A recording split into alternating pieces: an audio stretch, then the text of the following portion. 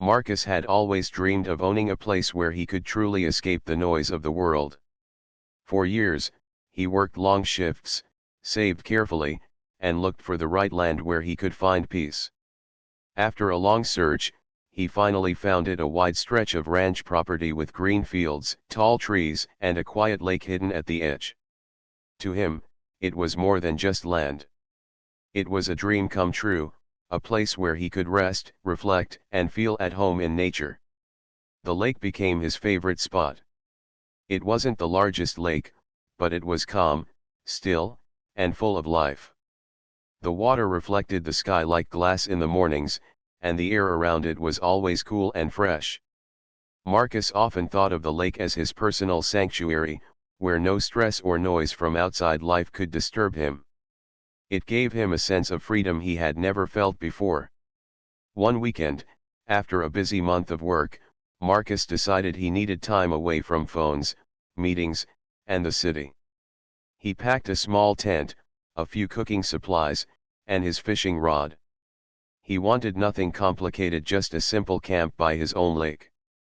The idea of sitting by the fire under the stars, with nothing but crickets and the sound of the water, felt perfect. He drove down the dirt road leading to his ranch. The tall grass swayed in the wind, and birds darted from tree to tree as if welcoming him back. Every time he arrived, Marcus felt the same deep satisfaction, like the land was reminding him he had earned this peace. It had taken him years of hard work to make it possible, and every moment on the ranch felt like a reward. When he reached the lake, Marcus parked his truck nearby and unloaded his things. The afternoon sun shone across the water, giving it a golden shimmer. He set up his tent on a flat patch of grass, making sure it faced the lake so he could see the view the moment he woke up. Then, with practiced ease, he gathered wood for a small fire pit, stacking the branches carefully. By the time the fire crackled to life, the sky was beginning to turn shades of orange and pink. Marcus sat on a folding chair, letting the warmth of the fire touch his hands. He listened to the rustling trees and the gentle splash of fish in the water. The peace of it all brought him a deep sense of contentment. As the evening settled in, Marcus decided to fish. He cast his line into the lake, leaning back in his chair, and smiled when the bobber dipped.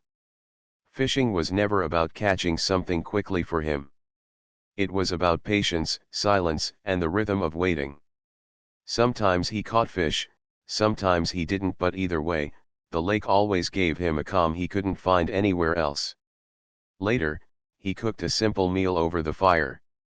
The smell of roasted food mixed with the fresh outdoor air, and the taste felt better than any restaurant dish.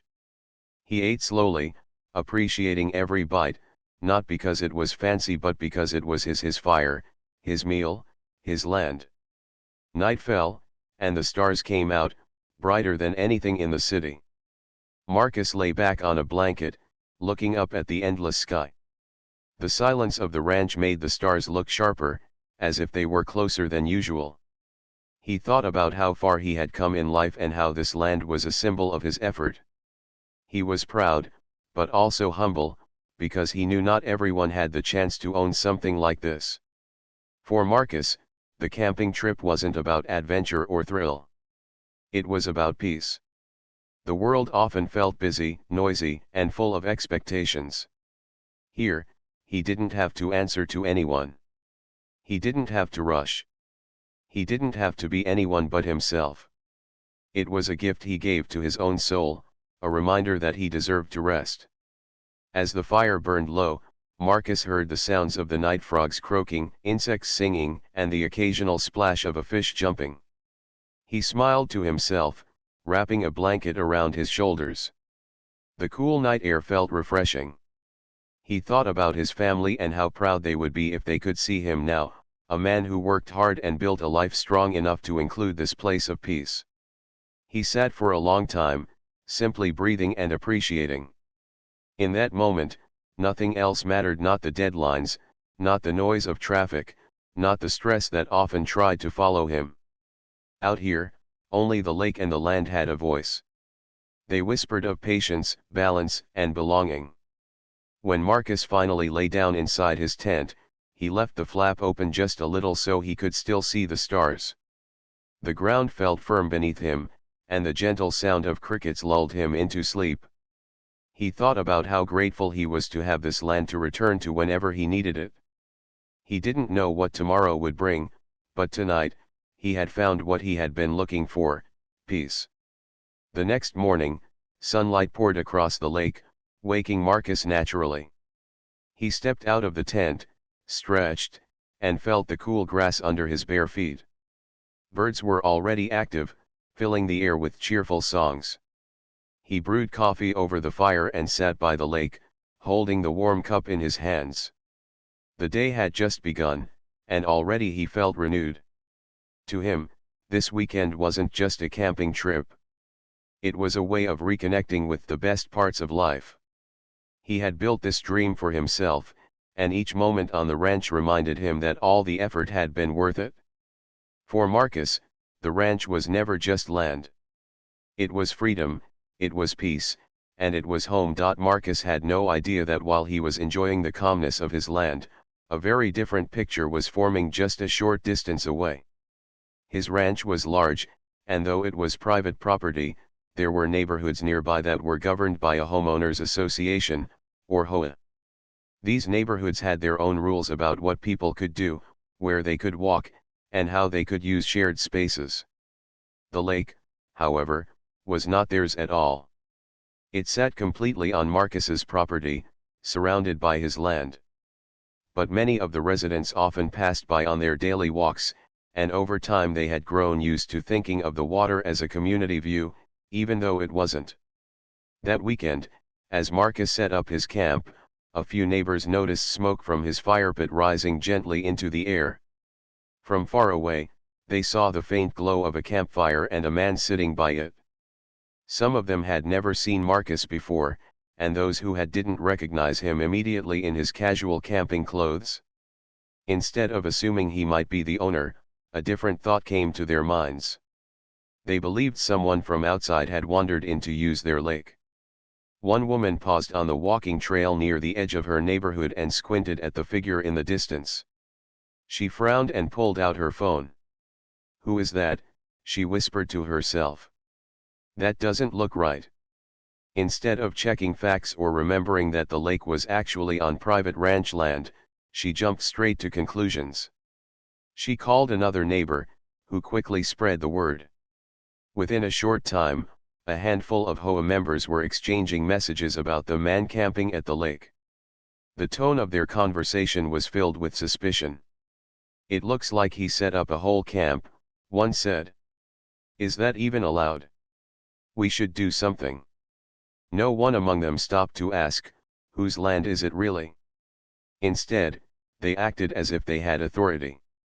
A couple of them even walked closer to the property line, watching Marcus from a distance. He looked peaceful, sitting with his fishing rod, but to them, that only made him appear more suspicious. They didn't see a man enjoying his own hard-earned land. They saw what they expected to see: someone who didn't belong. As the evening went on, the chatter grew louder among the HOA members. They debated what to do, and soon the idea came up to call the police. "Better safe than sorry," one man said. "If he's trespassing, the police will handle it." To them, this seemed reasonable. They convinced themselves they were protecting the neighborhood, though in reality, they were stepping into a matter that wasn't theirs. So the call was made. A voice on the line told the dispatcher that there was a strange man camping by the lake and that they were concerned. The words carried weight, even though they were built on assumptions rather than truth. While this was happening, Marcus remained unaware. He had just reeled in a small fish, smiled, and let it go back into the water. He poked at the fire to keep it burning steady and thought about roasting marshmallows later. The night air was cool, and he was looking forward to sitting by the flames under the stars again. For him, it was just another quiet evening. But just beyond his peaceful world, events were already set in motion. 2 police cars were dispatched to the scene. Their lights were off as they rolled quietly down the road, guided by the caller's directions. The officers didn't know they were heading toward the property of the very man they would soon question. Back near the neighborhood, some of the HOA members gathered together. They stood on the walking path, arms crossed, whispering to each other, eyes fixed on the glow of Marcus's campfire in the distance. "He's still there," one said. "Let's see what the police say when they arrive." Their whispers carried a mix of nervousness and self-importance. They truly believed they were handling a problem. They didn't realize the embarrassment that would follow. As the minutes passed, Marcus finished his meal and leaned back to look at the stars again. He felt far from trouble. But the sound of engines on the dirt road broke the stillness. He sat up, listening carefully. It wasn't the sound of animals or wind. It was the low rumble of vehicles approaching. He frowned slightly, wondering who would be arriving at this hour. He wasn't expecting visitors, and his land was private. Slowly, the sound grew closer until he could see headlights weaving through the trees. Marcus put down his fishing rod and stood up, curious but calm. The police cars stopped a short distance away, and two officers stepped out. Their flashlights cut through the dark, landing on Marcus's camp. "Good evening, sir," one of them called out, his tone polite but cautious. Marcus raised a hand in greeting. "Evening," he replied, his voice steady. He didn't feel nervous yet, just puzzled. The officers walked closer, shining their lights toward the tent and fire. "We received a call about someone camping here," one officer explained. "Can we ask what you're doing on this property?" The question surprised Marcus. He blinked, then gave a small chuckle. "I'm camping," he said simply. "This is my ranch. That's my lake." The officers exchanged a look. From their perspective, this wasn't what they had been told. They had been given a story of a trespasser, someone who didn't belong. Yet here was a man speaking calmly, as though everything was perfectly normal. Behind them, a few of the HOA members had crept closer, keeping to the edge of the land but close enough to watch. They whispered among themselves, trying to guess what Marcus would say next. None of them expected the truth that was about to come out. For now, though, the night hung in a moment of tension. Marcus stood by his fire, facing the officers. The police waited, unsure, holding on to the words of the caller in their minds. And the HOA members lingered in the shadows, convinced they had done the right thing. The peace of the lake, which only hours earlier had been filled with the sounds of crickets and fish, was now heavy with questions, doubts, and assumptions. Marcus remained calm, but he knew something unusual was happening. What began as a simple camping trip on his own land was turning into a situation he never expected, one that would soon reveal more about his neighbors, their assumptions, and the truth of ownership. Then Marcus stood quietly near his fire as the two officers approached. The gentle glow of the flames lit his face, while the rest of the ranch was covered in shadows. The night was still except for the faint chirp of crickets and the crunch of the officers' boots against the dry grass. "Sir, may we ask your name?" one officer said in a firm but professional tone. "Marcus Turner," he replied calmly. His voice carried confidence, not arrogance. He had no reason to feel nervous, this was his land. Still, he knew situations like this required patience. The officers noted his name down but did not lower their flashlights. One of them glanced toward the tent and the truck parked a few yards away. "Mr. Turner, we had a call from some of the neighbors," he explained. "They said there was someone camping here, and they weren't sure it was allowed." Marcus tilted his head slightly. "Camping," he said with a small smile. "Yes, I'm camping. On my own land. That's my truck, that's my tent, and this is my lake." The officer nodded slowly, but he still needed to follow procedure. "Do you have some form of identification with you?" "Of course," Marcus answered without hesitation. He reached into his pocket and pulled out his wallet. From it, he handed over his driver's license. The officer shone his flashlight on it, reading his full name. While this was happening, Marcus noticed shadows moving at the far edge of the property. His eyes adjusted, and he realized a small group of people, the HOA members, were standing just beyond the property line. Their arms were folded, and they were whispering among themselves. It was clear they were the ones who had called. Marcus let out a slow breath, not angry but disappointed. They really thought I didn't belong here, he thought to himself. The officers continued their questions politely. So this land belongs to you, Mr. Turner, one asked. Yes, Marcus replied. I can show you the paperwork if you'd like. I keep copies in my truck for moments like this. The officer raised his eyebrows at that. It wasn't common for someone to carry property documents on hand. But Marcus had always been careful. He knew the value of being prepared. All right, if you don't mind showing us, the officer said. Marcus walked to his truck and opened the glove compartment. Inside, neatly folded, was a packet of documents, property deeds, surveys, and maps with his name clearly printed on them. He handed them over without hesitation. The officers stepped aside with their flashlights to read them carefully. Minutes passed as they compared names, addresses, and signatures. Slowly, their expressions shifted from doubt to realization. Everything Marcus said was true. This land, the fields, the trees, and even the lake all belonged to him. While they reviewed the documents, Marcus stood calmly near his fire. He glanced again at the group of HOA members. He could see their confusion. Some had their mouths slightly open, as if they couldn't believe what they were witnessing. They had thought the police would quickly escort Marcus away. Instead, the truth was unfolding right in front of them. Finally, one officer returned the papers. Mr. Turner, everything checks out. This is indeed your property. We apologize for disturbing your evening. Marcus nodded politely. I understand you're just doing your job. No hard feelings. The second officer added, we'll let the neighbors know this isn't a public space. They seem to think the lake belonged to the community. At this, Marcus gave a soft chuckle. Yes, I've noticed. But this lake is entirely on my land. Always has been. The officers gave respectful nods, clearly impressed with his composure. They stepped back toward their vehicles, but before leaving, one of them addressed the watching neighbors. This man is the rightful owner. He has every right to be here. There's no trespassing happening. The words cut through the whispers.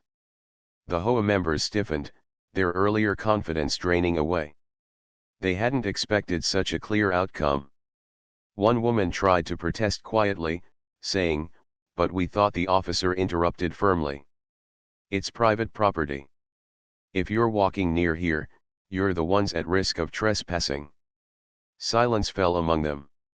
Some looked down at their shoes, while others crossed their arms tighter, unwilling to admit they had been wrong. Marcus watched this unfold with calm eyes. He didn't gloat.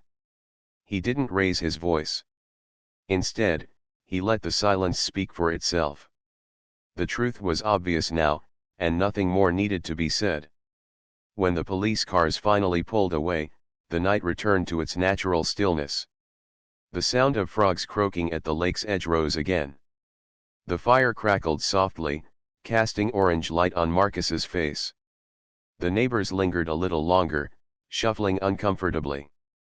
Some glanced at Marcus, but none walked up to apologize.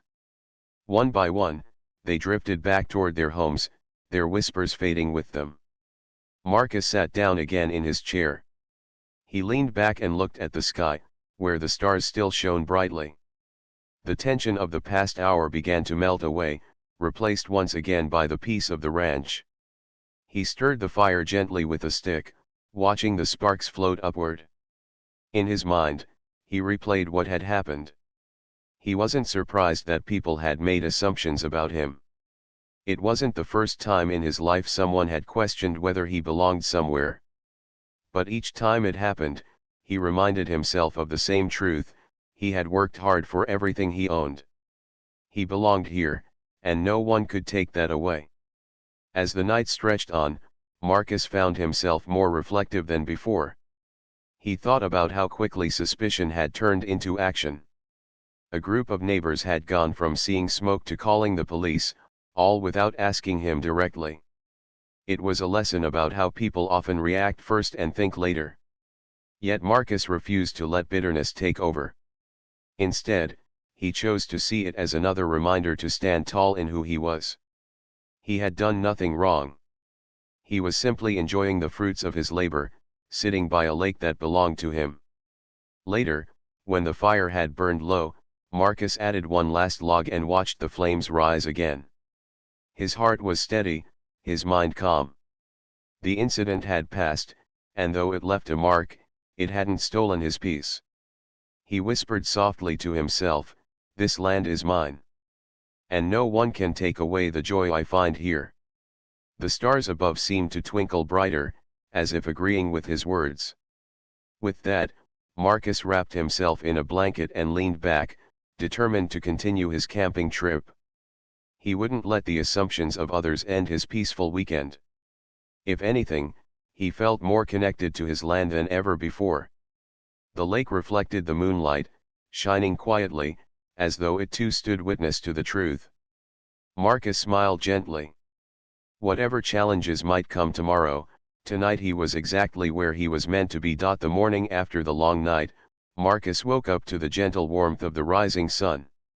The light spilled across the lake, making the water shine like glass. The peaceful scene reminded him again why he loved this place so much.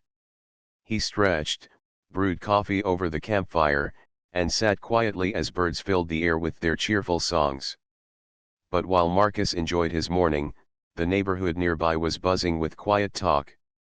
The word about what happened the night before had already started to spread. Some of the HOA members who had watched the police leave without removing Marcus had gone back to their homes embarrassed, but they couldn't hide what had taken place. The story traveled quickly from one house to another, and soon, everyone knew that the man camping at the lake wasn't a stranger at all. He was the rightful owner of the ranch and the lake itself. The news caused mixed reactions. Some people were shocked.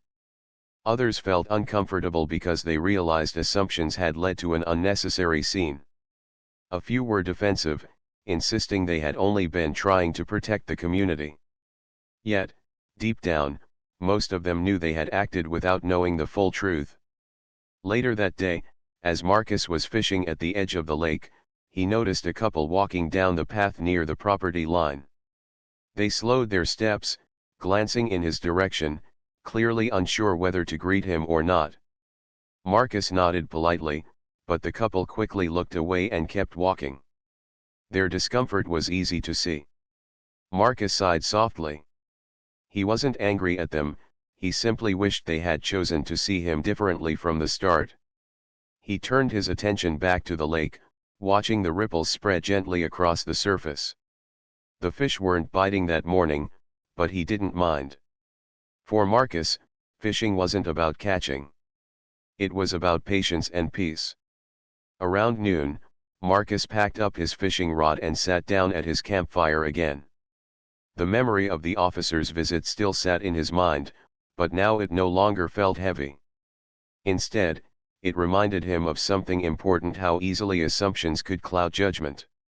The officers had been fair and respectful once they saw the truth. They had checked his documents, confirmed his ownership, and even told the HOA members clearly that they were wrong. Marcus appreciated that. It gave him some comfort knowing that facts had spoken louder than rumors. But for the HOA, the experience had left a sting. Some members had walked close to his land for years, imagining the lake as part of their community. Now they knew that wasn't the case. It belonged only to Marcus, and their actions the night before had made them look careless. That evening, as the sun set once more, Marcus decided to take a walk around his property. He wanted to clear his mind and reconnect with the land itself. He walked past tall trees, their leaves whispering softly in the breeze, and he felt grounded again. Each step reminded him of the hard work it had taken to earn this ranch. No misunderstanding could erase that. When he returned to his camp, he lit the fire again and sat quietly. He thought about the neighbors, about the embarrassment they must have felt. He also thought about how quickly they had acted, calling the police without asking him a single question. It was a powerful reminder to him of how people sometimes saw what they expected instead of what was real. The next day, one of the police officers returned to the area while on patrol. He slowed near Marcus's land, gave a small wave, and Marcus waved back. The officer called out, "Hope the rest of your weekend goes better, Mr. Turner." Marcus smiled warmly. "It already is. Thank you." The officer nodded and drove on, leaving Marcus with a sense of closure. The matter was settled. The law had confirmed the truth. His ownership was clear. Still, the HOA members were not at ease. That same afternoon, a small group of them held an informal meeting. They sat around a table in one of their living rooms, voices lowered but restless. "We looked foolish," one man admitted. "We called the police, and it turns out he was the owner all along." Another woman crossed her arms tightly. "How were we supposed to know? He was just camping out there. It didn't look right." But even as they defended themselves, they knew deep down that they had rushed to judgment. The more they talked, the more uncomfortable they became.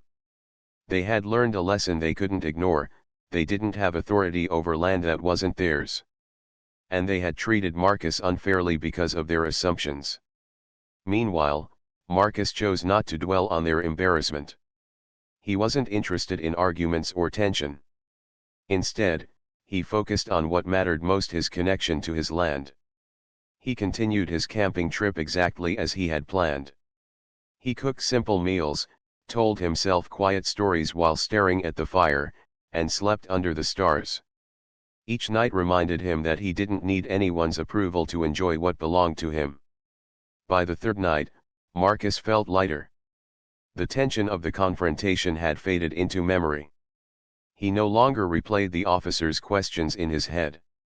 Instead, he thought about the future: about planting more trees, maybe building a small cabin by the lake, and creating a space where his family and friends could visit whenever they wanted. The HOA's mistake had shown him something important: people would always have opinions, but ownership spoke louder than suspicion. His deeds, his paperwork, and his name on the land were the final truth. Nothing could erase that. When his camping trip came to an end, Marcus packed up his tent and supplies. He walked slowly around the lake one last time, soaking in the view. The water sparkled under the morning sun, and the air smelled fresh and alive. He whispered a small promise to himself: "I'll keep this land safe. I'll keep this peace." Driving away, he passed by a few houses from the neighboring community. Some of the residents glanced at him, their faces unreadable. Marcus gave a polite nod. A couple of them nodded back, while others looked away. He didn't take it personally. Healing trust took time, and he knew that. For Marcus, the experience was not about revenge or pride. It was about clarity. The truth had come out, and it had reminded everyone, including himself, that appearances could be misleading, but facts never lied. That weekend would remain a story for years to come, not just in the neighborhood but in Marcus's own heart. He had faced assumptions, he had stood calmly in the middle of doubt, and he had let the truth speak for itself. And in the end, it was enough. The ranch, the lake, and the quiet beauty of the land were his. No misunderstanding, no judgment, and no whisper of doubt could take that away. As he drove back to the city, Marcus smiled. He knew he would return soon.